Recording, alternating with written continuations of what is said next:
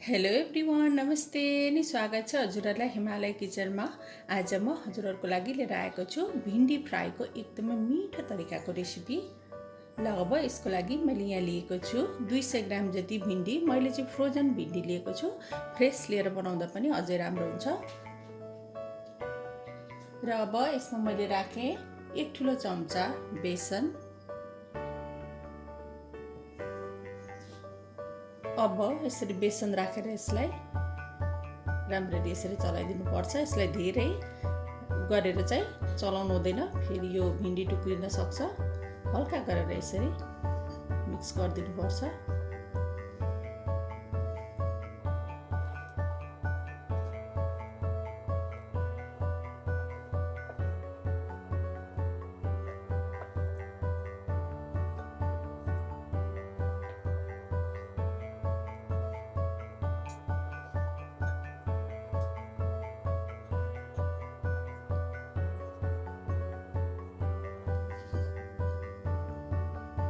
अरू सबै मसलाहरू चाहिँ यसमा म पछिबाट राख्नेछु। अब यति गरेपछि हामी तुरुन्तै लाग्नेछौँ स्टोभतिर। ल अब मैले यहाँ प्यानमा 2 ठुलो चम्चा तेललाई तताउन राखेको छु र तेल राम्ररी ताति पनि सकेको छ। हजुरहरूले यदि चाहनुहुन्छ भने यसलाई डिप फ्राई गर्न पनि सक्नुहुन्छ, तर मैले चाहिँ आज डिप फ्राई नगरिकन यसलाई फ्राई गर्दैछु। र तेलमा मैले फुराएँ 1/4 चम्चा मेथी र मेथी यतिको भएपछि मैले यसमा पुरा 1/4 चम्चा जिरा, एउटा रातो सुकेको खुर्सानीले फुराएँ। त्यसै गरी मैले पुरा आधा सानो चम्चा बेसार,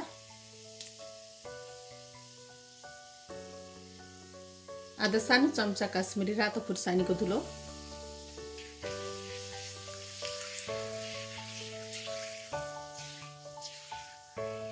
र अब म यसमा राख्दैछु अघि मैले बेसन लगाएर राखेको भिन्डी। यसरी बेसन लगाउँदा र फ्राई गर्दा एकदमै मिठो किसिमको भिन्डी बन्छ, जो कोहीलाई पनि मनपर्छ, सबैजनालाई।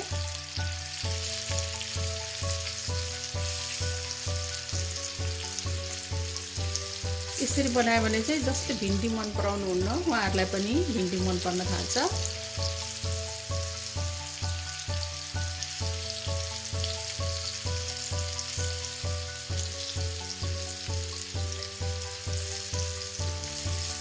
अब यसलाई हल्का गरेर चलाइदिउँ।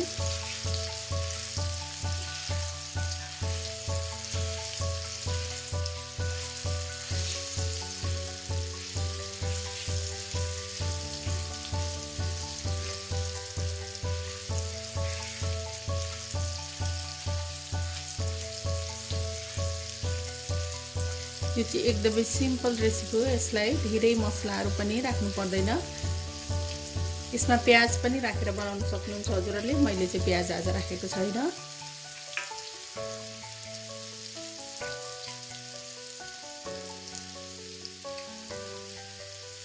र मैले यसमा राखेँ 1 सानो चम्चा लसुन र अदुवाको पेस्ट। अब फेरि मिक्स गरिदिउँ।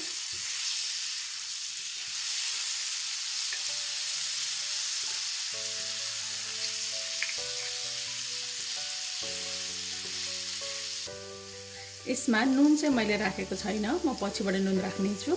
र अब यसलाई छोपेर 2 मिनट जति मात्रै हामीले यसलाई छोपेर पकाउनु पर्छ। हिट चाहिँ मिडियम हुनुपर्छ यति बेला। र छोपेर पकाएको 2 मिनट भएपछि मैले यसलाई हेरेँ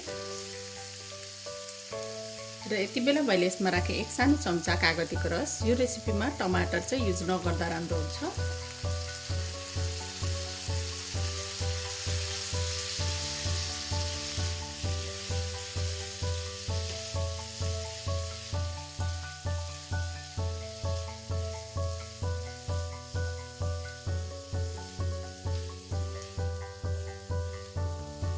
अब नछोपिकन यसलाई 10 मिनट जति यसलाई फ्राई गर्नुपर्छ।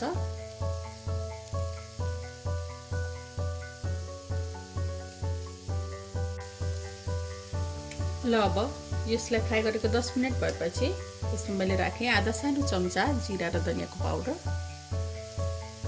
1/4 चम्चा गरम मसला पाउडर, र नुन चाहिँ म अब यसमा राख्दैछु। यसमा सुरुमै नुन राखेन भने चाहिँ यसबाट पानी निस्किँदैन अनावश्यक, फेरि पानी निस्केर चाहिँ यसलाई फ्राई गर्नै गाह्रो हुन्छ। त्यही भएर नुन चाहिँ यसरी अन्तिममा राख्दा राम्रो हुन्छ यसमा।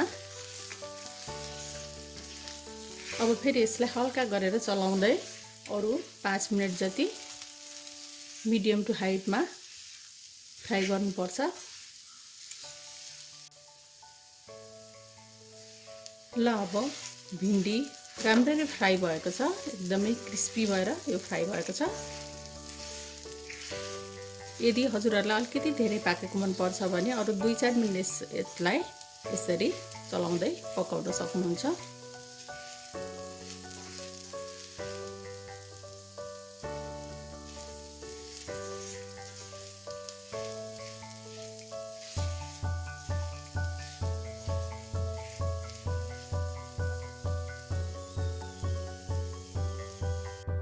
ल एकदमै मिठो क्रिस्पी भिन्डी फ्राई चाहिँ अब यसरी बनेर खानको लागि रेडी भएको छ। हजुरहरू पनि यसै गरी बेसन राखेर भिन्डी फ्राई गर्नलाई अवश्य पनि ट्राई गर्नु होला, एकदमै मिठो हुन्छ यसरी बनाउँदा। हस् त, यो छिटो मिठो भिन्डी फ्राईको रेसिपी हजुरहरूलाई राम्रो लाग्यो भने हाम्रो भिडियोलाई लाइक, कमेन्ट, सेयर गरिदिनु होला। यस्तै रेसिपीहरूको लागि हाम्रो च्यानललाई सब्स्क्राइब पनि गरिदिनु होला। सब्स्क्राइब गरिसकेपछि नजिकै रहेको नोटिफिकेसन बेललाई पनि अवश्य पनि क्लिक गरिदिनु होला। फेरि पनि यस्तै मिठो परिकारको रेसिपी लिएर आउने नै छु। हाम्रो भिडियो हेरिदिनु भएकोमा हजुरहरूलाई धेरै धेरै धन्यवाद।